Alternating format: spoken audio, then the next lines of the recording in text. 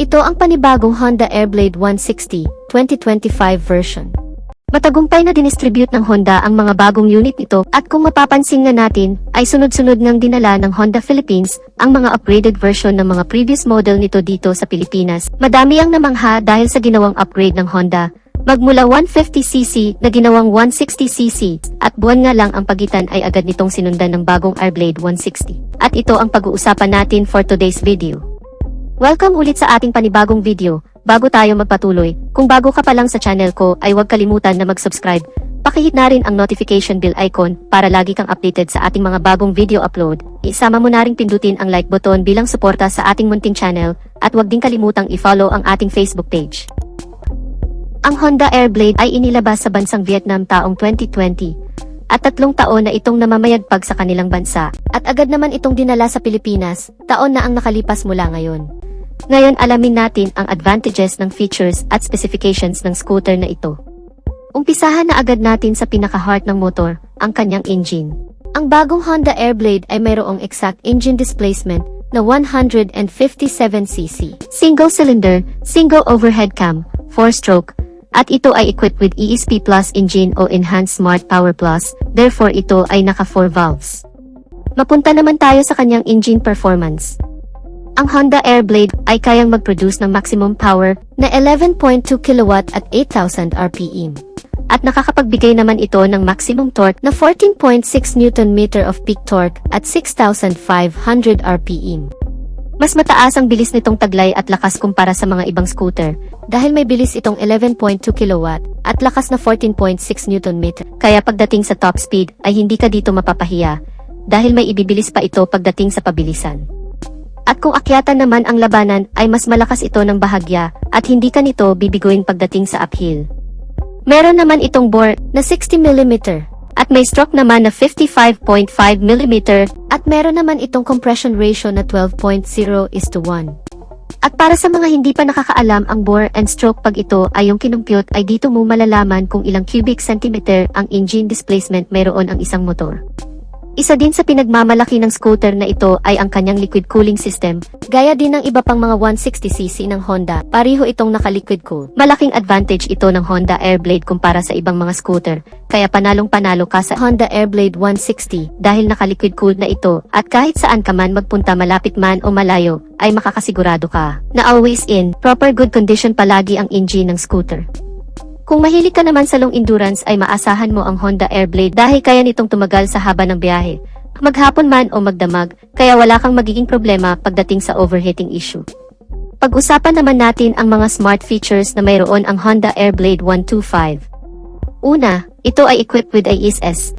Para sa mga hindi pa nakakaalam ang IECS o Idling Stop and Start System ay malaking bagay lalo na sa ma-traffic na lugar, gaya ng Metro Manila na nakakaranas ng matinding traffic dahil kapag nakahinto ang scooter sa stoplight o naipit sa matinding trapiko sa loob lamang ng 3 segundo, ang engine ng motor ay mag-automatic shut off upang makapagpahinga ang makina.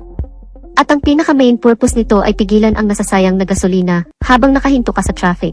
Dahil kung wala ang ISS, ang motorsiklo ay patuloy pa din sa pagkonsumo ng gasolina kahit nakahinto na at nakabase pa kung ilang minuto nakatigil ang scooter.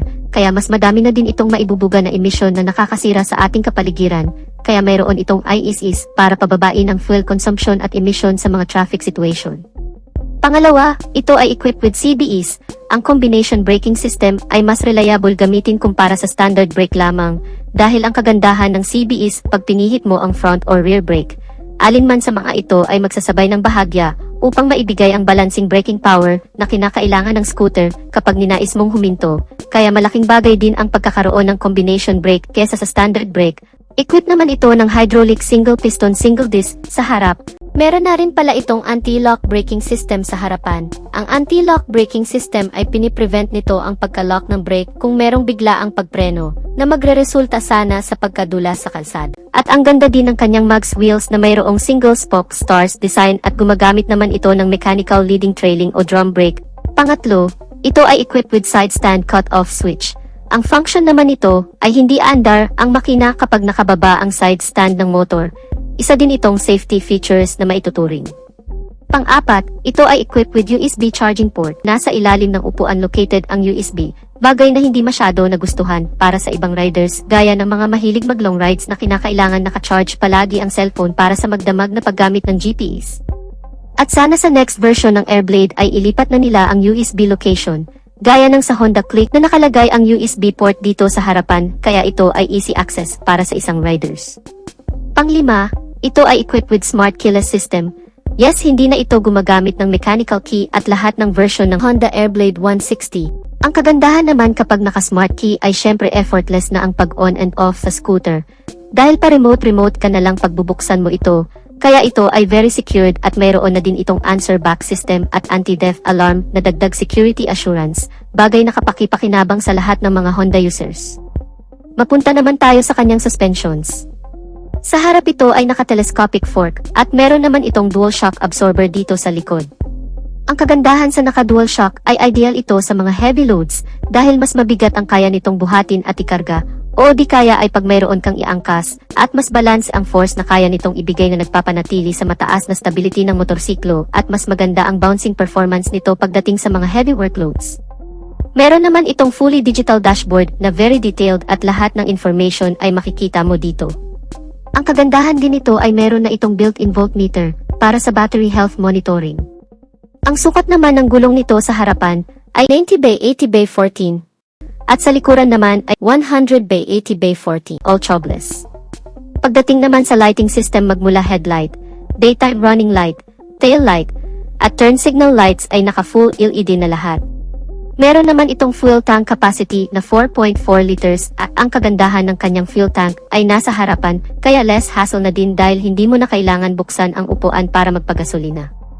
Isa din ito sa kanyang advantage dahil ang kanyang underseat storage ay mas malaki dahil nga nasa harap na ang kanyang fuel tank kaya ang lawak ng kanyang compartment at kasya na dito ang isang full face na helmet. Meron naman itong fuel consumption na 50 km per liter. Very user-friendly naman ang kanyang ground clearance na merong 141 mm at mayroon naman itong seat height na 775 mm kaya swak ito sa height ng mga Asian na may average height lamang. Therefore, kayang-kaya itong imaniobra ng 5'2" ang height pataas at kung usapang top speed naman, ito ay umaabot ng 115 km per hour. May bigat naman itong 113 kilograms. Last but not the least, ang bagong Honda Airblade ay mayroong suggested retail price na 125,900 pesos. So dito na natin tatapusin ang video natin mga ka-Wizard Moto. Sana nagustuhan ninyo ang video, at kung nagustuhan nyo ay pakipindot ang like button bilang suporta na rin sa ating channel, at sa mga hindi pa nakasubscribe ay inaanyayahan ko kayo kapatid na mag-subscribe sa aking channel, para lagi tayong updated sa mga videos na i-upload ko pa. Maraming salamat sa walang sawang pagsuporta. Ride safe and God bless.